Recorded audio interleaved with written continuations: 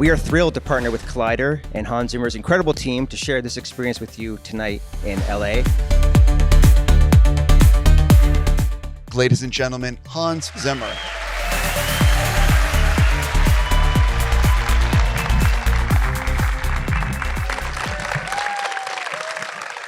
Thank you. Did everyone realize he was watching with us, or did you not know? Well, it's just, I'm going on tour again. It was a good reminder what order the songs are appearing. I was actually wondering about that. Do you change the order during a tour, or do you kind of do a set list and that's the set list? We do a set list, and then I stand out there and go, and now, in Gladiator, da-da-da, and then somebody talks in my ear and goes, we're not doing Gladiator yet. And I have to sort of, like a fish, go sideways through the stream and figure out how I'm going to go and fix this sentence now, because I never prepare what I'm going to say. It's just I look at the audience, and I just think we should just have a chat. How did you end up filming this? Why Dubai instead of, say, any other city? What was it about that city that said, I want to film there? Well, because I thought it was really interesting that we had like the Bedouin camp in the desert, and Denis was an hour away from us filming part 2 of Dune. So, there was this sort of spirit of, hey, we can make a movie. And so you had the desert, you had the Bedouin camp, and then you had this incredible modern landscape as well. And I thought it was just really interesting, just an interesting place for us. Plus, I felt the band was sort of at the height of its, power and just togetherness. And I just loved the way the musicians were playing at that point. I really love the way you have filmmakers and actors interspersed in the film between the performances. Whose idea was it to do that? And was it, because you have, I'm sure, an amazing relationship with all these people, was it literally a text message being like, would you mind coming by for like an hour? Pretty much, but it was Paul Dugdale, the director's idea. I first thought, that's never going to work. And then, of course, I sort of loved it because, these are my friends. These are the people I'm very close to, as am I with the people in the band. And there are some of them here, and I think they should just stand up. Come on, you lot. I can't actually see you because of the lights. Yay!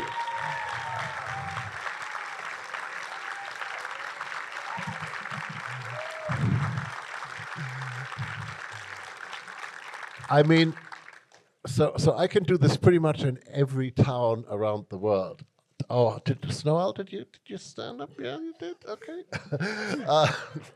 I didn't see you there for a second. Because we're so international. This man lives in Vienna, but he's Colombian.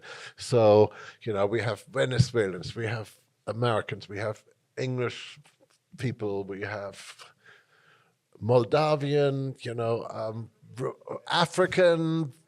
Yes, of course we do. So that's part of the thing. I love the multiculturalism of the whole thing. So I don't want to repeat anything that's in the film because people are going to watch it. They're going to learn. I have some other types of questions. Go on then. Have you guys ever talked about playing the Sphere in Las Vegas? Does it interest you? Yes, we absolutely talked about it, and then I had a big falling out with the guy who owns the Sphere. So on my birthday, no less. Can I actually? And I don't no pressure. Can I ask? Was it over something stupid or something big? It was about something really stupid. It was just. It's very disappointing because this would be, and I don't want to curse, freckin' amazing in that Sphere. What's freckin'? Yeah, I'm trying to be good. I have people like children here. Yeah, I'm trying to be good. Okay, so no on the Sphere. But you saw the Sphere in Dubai because that was another reason. I mean, when we did Interstellar in this amazing building, and the projection was Paul and the company that did the Queen's Jubilee and managed to do amazing things to Buckingham Palace. So pretty good. If someone has never heard anything that you've composed, what is the first thing you'd like them listening to and why?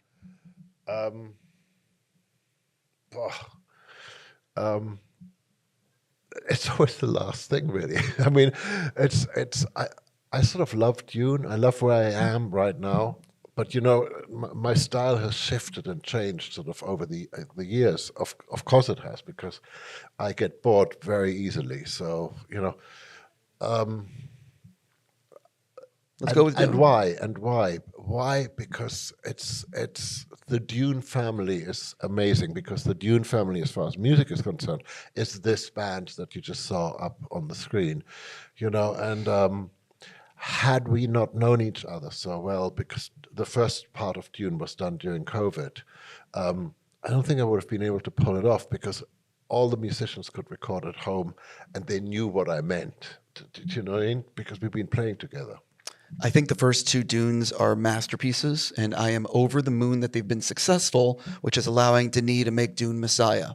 Have you started working on the music? What can you tell people? Actually, I have to tell you that a lot of Dune 2 was written before Denis started shooting, because we weren't greenlit for the longest time, because we had to prove that Dune Part 1. Sure. Do you see what I mean? Have I started writing? No, not quite yet. Oh God, it's a really complicated one. But I love working with Denis, so I'm actually going to just focus on that, nothing else, and just really spend the time doing it. Completely. I'm really over the moon that this thing is three of them. You've written so many compositions and worked on so many movies. Is there one that you wish had gotten a little bit more attention because you're really proud of the work, but it just never really blew up? Yeah, but quite recently, I did a Steve McQueen movie called Blitz, which is about a little boy during during Second World War, and bombs are hailing down on him. And my mother was a refugee during the Second World War in London, and she would always tell me the stories of what it was like with the bombs and everything. And when Steve phoned me, he said, "You'll understand your mum better." It seemed sort of like, whatever. And then I watched his movie, and I suddenly felt the stories that my mum had told me, as opposed to just hearing the stories. It was, it's just a master filmmaker making an amazing movie. And I think 3 people went to see it. I was one of those 3. For anyone who has Apple TV, you can watch it on Apple TV, and it's a fantastic film. Yeah. So you quite liked it. I did, and I think that we could keep on going, but we have limited time. So let me push through. Badger me. Yeah. Go on. What do you think would surprise people to learn? I want to make sure I say this right. What do you think would surprise people to learn about being one of the most successful composers on this planet? That I have imposter syndrome like crazy. I'm going, I have no idea what the fuck I'm doing, okay? And that's, I don't know. It's like, You should look at the next question I had. Read what's... I don't want to read. No, literally. It says, a lot of people who are very successful say they suffer from imposter syndrome. Oh. Do you? And if... How predictable am I? It's literally my next question. So you haven't gotten over that? Because that's insane. It's insane. No. It's look, this is really how the tour happened. Pharrell and Johnny Marr sat me down on a couch, and they sat a little too close, so I couldn't get up, right? And they just badgered me for an hour. And that line about you have to look people in the eye eventually, and you have to stop hiding behind a screen. Those were all things they said to me, and I kept saying, no, I can't do it. Oh God, the suit isn't back from the cleaners. I don't know. No, I have stage fright. And they said, well, we all have stage fright. That comes with the territory, And after an hour, they sort of gave up, and they started walking out of my room. And Pharrell just sort of leaned in the door and said, I'm doing the Grammys this year. Do you want to come play guitar for me? And at that moment, I went, only an idiot would say no. And that was the beginning of that journey. And then Johnny and Pharrell, they were really supportive at the beginning. We did Coachella together. They played with the first show with me in London, etc. It was really great. You need friends, you see. Yeah, you need friends to push you sometimes. I want to read this one. In a Reddit AMA, you said, "My formal training was 2 weeks of piano lessons. I was thrown out of 8 schools, but I joined a band. I am self-taught, but I've always heard music in my head." What got you thrown out from 8 schools? Quite simply that I wasn't necessarily bad. Well, okay, in a couple of places I was maybe a little bad, but it was mainly because I just wanted to play music. Look, here's a great thing. The operative word in music is play. So other kids, when they're tiny little kids, they play with their toy cars or whatever. I played with the piano, right? Then the piano teacher came along, and I thought he was going to teach me how to get that stuff that's in my head out into my fingers. That's not what they do. They make you do scales. I don't want to do scales, right? So this is the truth. After 2 weeks, he went to my mother and said, "It's either him or me." And, it was touch and go there for a second, But I think she made the right choice, a wise choice indeed, to keep her child. And part of the imposter syndrome was I loved film, I loved movies, I loved storytelling, and I loved the thing that Pharrell quite rightly recognized. I loved hiding behind the screen. Do you mean? And I say things like, "Do you know what I mean?" as if it wasn't obvious. And they were right to kick me out. And Doris, that story is absolutely true. Every time I write something, I look, what would Doris think? I have to ask you, have you gone back to any of these schools and been like... No, I keep thinking about, would it be bad to burn them down? What does it mean to you to have been in the very first music video that aired on MTV, changing music history forever, which is Video Killed the Radio Star? Ruined a whole generation, didn't I? No, it was really Trevor Horn, whose band it was, and I was like the lowly synth guy. But Trevor had this vision that music and visuals were going to come and be connected. And so we made this video 2 years before MTV came out, and we couldn't give it away. And then MTV came out, and they didn't have anything. So we were the first video on MTV. It's as simple as that. It's just being in the right place at the sort of right time. I love, and it might be my favorite work of yours, The Lion King. I just love it, and I never realized until the film that it was a requiem for your dad, and now it has so much more emotion to me, yeah. And it's always had emotion to me. But talk a little bit about, is this one of those that's just incredibly special to you? Yes, it is. And how much of your soul did you just pour in? All and everything. I mean, I really did, and having Lebo, who I had just met. Actually, no, we had done a film before together, but it was an extraordinary process. It was an extraordinary time. Disney had very little hope that film was going to succeed because it wasn't princesses. Do you know what I mean? So we had a lot of freedom, and then when we went to the other thing I said to them is, I hate musicals. And they said, "We guarantee you it'll never be a musical." but we had, we had all these pieces left over, and we went back to Africa and recorded the second album, Rhythm of the Pride Lands, which was sort of the leftover bits. And we got into big trouble because we were spending money after the movie had come out, and why are you guys still recording? But that became the foundation for the musical. So I did everything wrong, okay? Yeah, I just love that so much, though. Here's an interesting... No, but I think you love it because it's genuine. Do you know what I mean? It comes from... Here's the thing, and I didn't quite say it right in the film. Children hide their trauma. They tuck it away. And everybody says, oh, he's overcome his trauma. You don't overcome your trauma. You just get really good at hiding it and not letting the world know. And so suddenly when I was confronted with the father's death in Lion King, I didn't know which other place to write from. So I actually had to have the courage to sort of go and open up really dark places. And I think that's why it resonates with so many people.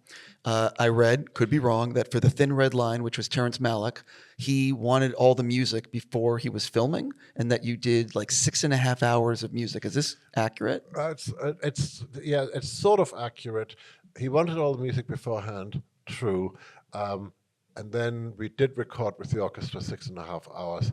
And then, I mean, there came a point in the process where Harry said to me, we need to work like songwriters. You know, he pretty much got rid of most of the dialogue in the film. And his idea of songwriters was, I would write the tune and then he would write some narration on top of it. And I said, hang on a second. I've worked with Elton John and it's the other way around. Bernie Taupin sends the lyrics and then Elton writes the tune. So, it was I think I worked on it for a year. I really regret that we actually don't play it in the show anymore. And I'm just trying to put a new concert thingy together. And I'm definitely going to put Thin Red Line back in because I sort of miss it, you know?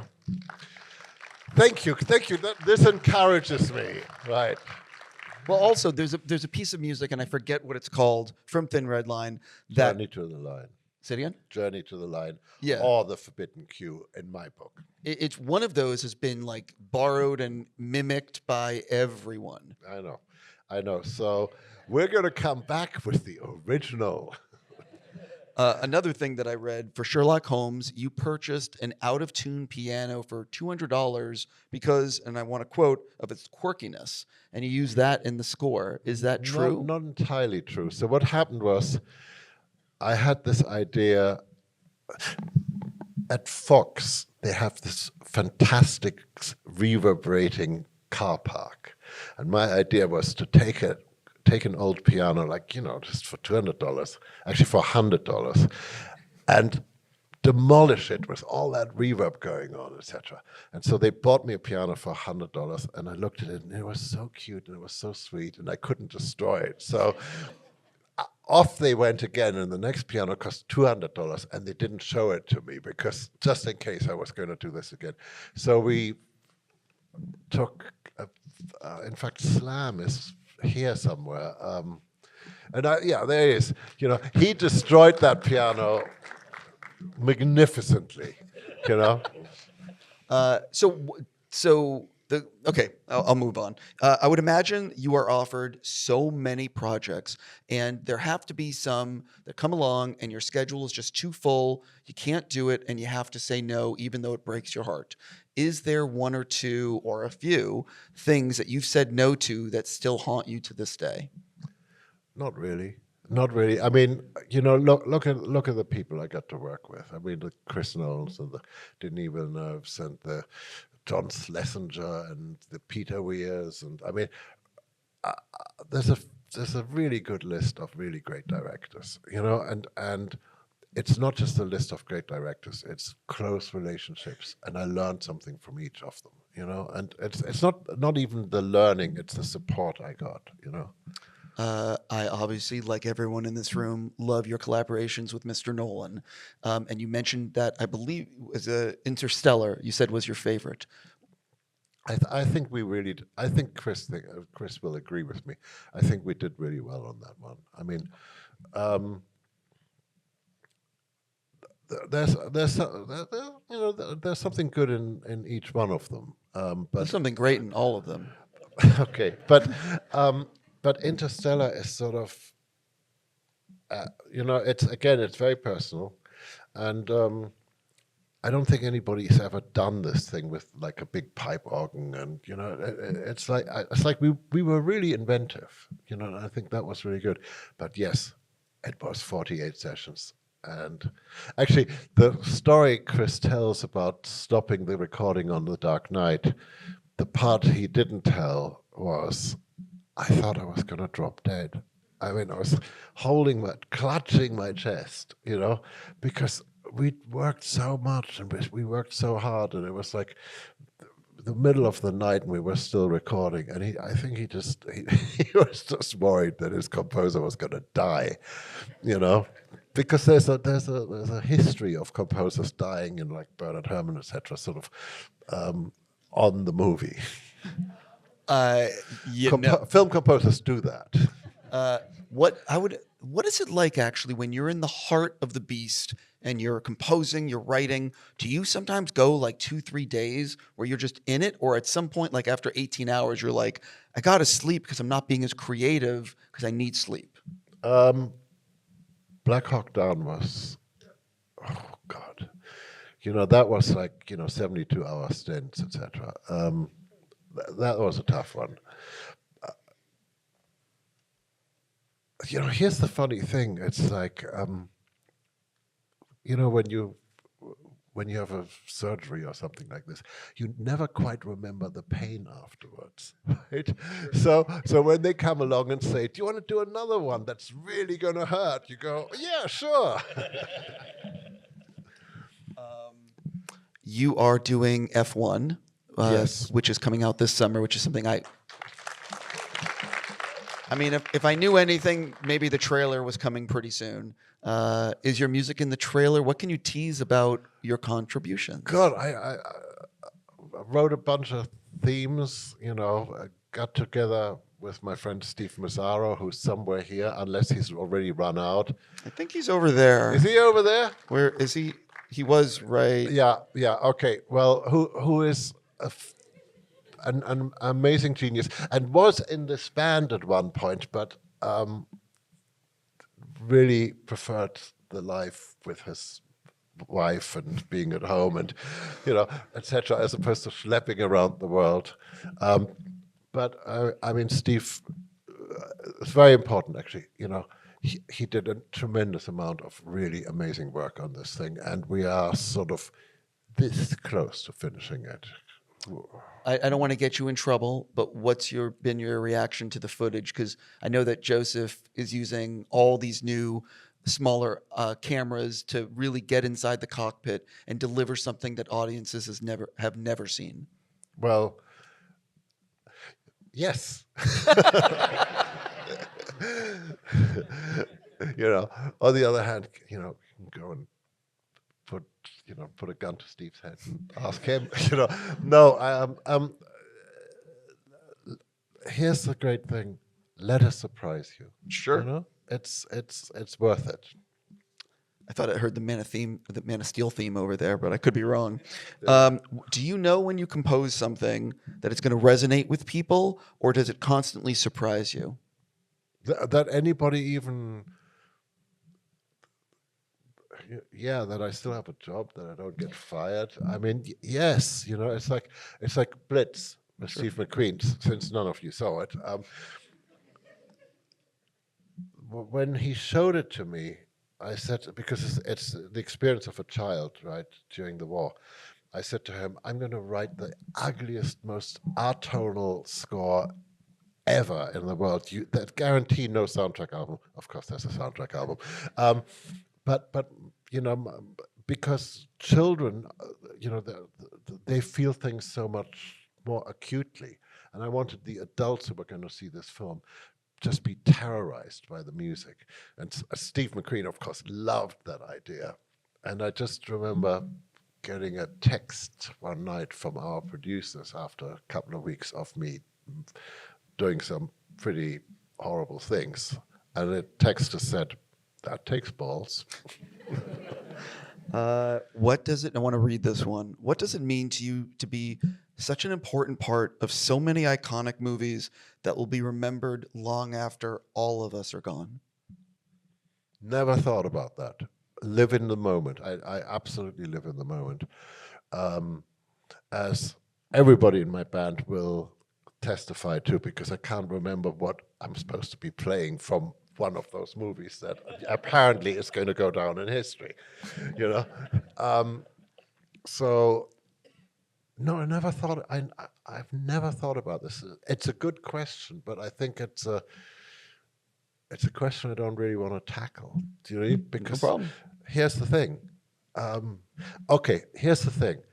We have a lot of fun on those movies. There's a lot of silliness that goes on, while we do some very serious work, or things which are very, and I do want to keep that levity as opposed to, oh my God, we are going to go down in history as something or the other, I remember on Gladiator. I mean, there's so much laughing going on, and again, friendship. I mean, Lisa Gerard, who's obviously in there, just working with her, just discovering her. And she was going to come for 3 days, and she stayed for 3 months. And as you can see, she's still basically with us, doing this, during the concerts. I saw one of your one of the tour stops here in LA. I was, pardon my language here, it was fucking incredible. Like, it was amazing. And I'm just curious, but you mentioned you're going back on tour. What can you tell people about your 2025? Like, what's your schedule this year? Yes, I wish I knew. Juan, do you know what it is? And we're going to Australia. Start in April. We start in. Thank you, Max. Ladies and gentlemen, Max Zimmer.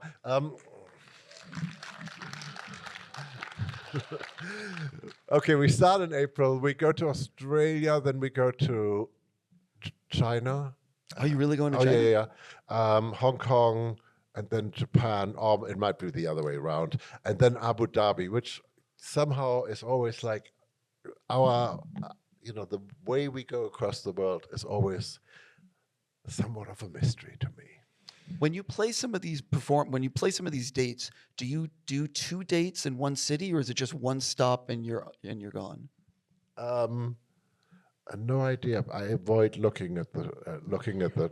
It's just too terrifying. It's like, here's the thing. It's 3 hours on stage, so I'm working for 3 hours, and afterwards I am absolutely dead. And I can't figure it out. To this day, I can't figure it out why. I talked to Pharrell about it. You get all this love from the audience, which should really give you energy, etc. But at the same time, they're draining all they're taking everything from you as well. So there's only one little me, and there's 20,000 of them. So. I was curious when watching the film and when seeing you perform, what is like the toughest music to perform live? Is there stuff that is, much tougher than I'm obviously couldn't do what you do. I don't know the answer. Well, here's the thing. I wonder if I'm going to get contradicted, but I really think right now, at this moment in time, I have the best band in the world. So what I do is I make them play all the tough parts, because they can. Here's the thing, I'm a composer, so I write things which I can't actually play. Because I know, I write for these musicians. I write for, for virtuoso musicians. And I don't have to be a virtuoso musician. I can just slow the sequencer down and, I'm a virtuoso in my head, because in my head I can play anything, and that's how I come up with this stuff. It's mainly written in my head. So I'm almost out of time with you, and I'm very curious. So you find out, let's hypothetically say, I don't know, Peter Jackson calls you and says, I'd like you to work on this project, whatever it is. He sends you a script. What is the first things you're doing to sort of think about the music that you want to compose, the themes, the whatever it may be? Like, just if you don't mind taking us through like those first few days. Totally. And what you're doing. Totally. First thing I do is I don't read the script, because, let me explain. I try to have dinner with the director, and I say to him, tell me the story, because then I know what's important to him. And that usually involves a good bottle of red wine. Wait, I got to pause you. What's your preference for red wine? Is it Pinot, Cabernet? It's really an Italian Tignanello, Sorry, I needed to know. Sassicaia, So at that moment, in the conversation, I mean, working with Ridley Scott, for instance, this makes it double interesting because he's an amazing draftsman. So by the end of it, the whole movie will be drawn out on the tablecloth for me, as he talks me through it. And so I know what's important to them, and then most of the time these days, I write before they shoot. Did it start with Chris? I think it started with Chris Nolan, where I was writing music before he was shooting, and then he'd go off, like Inception. He was off shooting the movie while I was writing. He was in Iceland, and I would be sending him things, and I'd just be on the phone, etc. And then he finished shooting and came back, and I said, "Okay, send me the picture." And he went, "It's going really well, this method right now. So why don't you finish the score, and then I'll send you the picture." And it really does work. I mean, there was an addendum to what he said. He said, "We feel scenes and story the same way. We feel time the same way," which is absolutely true. I mean, in Interstellar is that scene where Matthew McConaughey is seeing the videos of his children, and he's crying, and it's quite a complicated scene. It's how we get into it is quite complicated. And Chris, again, he's in Iceland, and he's telling me shot for shot what the scene is, and I'm going, "This is too complicated. I can't do this. You got to send me the picture." He goes, "Look, it's worked so far. Just give it a go. If it doesn't work, I'll send you the picture." So I wrote this scene, sent it to Iceland, and phoned him and said, so how is it? And he goes, "Well, I had to cut 2 frames to make it fit, but otherwise it's good." And then years later, he told me that after he said to me, "Well, let's, just write it and forget about the picture." When he hung up with me, he went, "God, that's such a mistake. There's no way he's going to do this." So, so there's a lot of confessions that go on while we work. Ladies and gentlemen, I just want to say a huge thank you to Hans Zimmer for participating in this event. No, a huge thank you to you and all of you. Thank you.